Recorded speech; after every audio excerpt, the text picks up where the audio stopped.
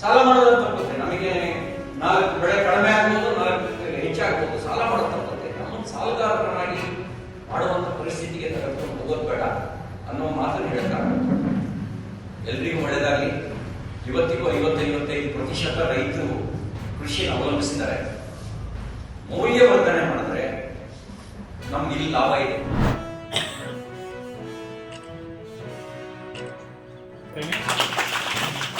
So ಯಾವ ರೀತಿ ತಗೋಬೇಕು ಅಂತಕ್ಕಂಥದ್ದು ಹೇಳಿ ನೇರವಾಗಿ ನಮ್ಮ ವಿಜ್ಞಾನಿಗಳ ಜೊತೆ ಸಂವಾದವನ್ನ ಮಾಡಬೇಕು ಅಂತಂದೇಳಿ ಈಗ ಅದರ ಒಂದು ಈಗೆಲ್ಲ ಹೊಸ ತಳಿ ಮಾಡ್ತಕ್ಕಂಥದ್ದು ಇರ್ಬೋದು, ಅವನ್ನ ಕೂಡ ನಾವು ಕ್ಲೀನಾಗಿ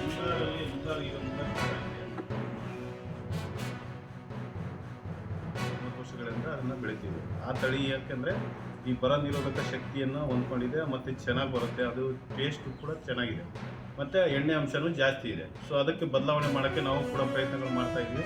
ಸೊ ಅದು ಆಗ್ತಾ ಇಲ್ಲ. ಸೊ ಅದಕ್ಕೆ ಆ ತಳಿಗೆ ನೀವು ಬರ್ತಕ್ಕಂಥ ರೋಗ ರುಜಿನಗಳು ಭಾಳಷ್ಟು ಜಾಸ್ತಿ ಇದೆ.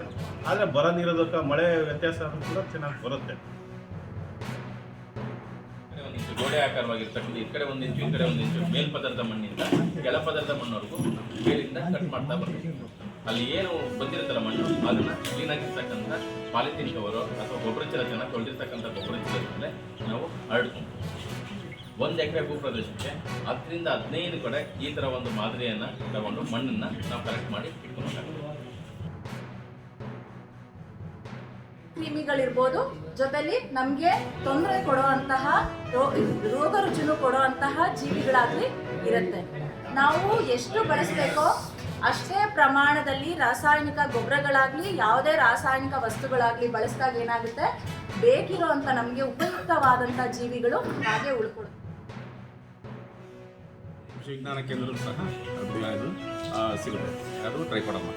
ಸೊ ಇನ್ನೊಂದು ಉಳ್ಕೆಮುತ ಅಂತ ಹೇಳಿದ್ನಲ್ಲ, ಅದು ಹೆಂಗೆ ಅಂದರೆ ಇದಾದರೆ ನಮ್ಮ ಬುಡಕೊಳ ರೋಗ ನಿಂತಿರುತ್ತೆ. ಆ್ಯಕ್ಚುಲಿ ಹಂಗೇನೆ ಬೇರುಗಳು ಇರ್ತಾರೆ, ಕೊಳತು ಸುಮಾರು ಟೈಮ್ ತಗೊಂಡು ಹಂಗೆ ಒಣಗಿ ನಿಂತಿರುತ್ತೆ. ಬಟ್ ಬೇರುಳ ಬಂತಂದ್ರೆ ಏನಾಗುತ್ತೆ, ಉಳ್ಳುತ್ತೆ. ಯಾಕಂದರೆ ಬೇರನ್ನು ಕಟ್ ಮಾಡಿರ್ತಾರೆ.